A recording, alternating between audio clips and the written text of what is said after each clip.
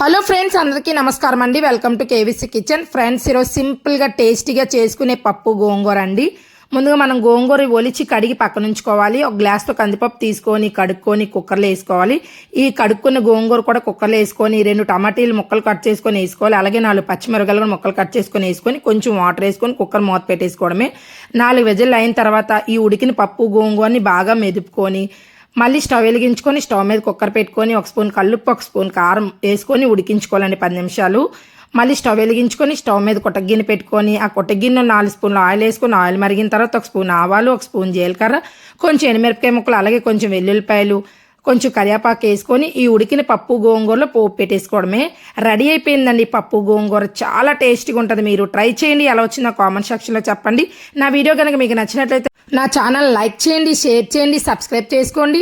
మరిన్ని మంచి మంచి వీడియోలు అప్లోడ్ చేస్తాను. Thank you for watching.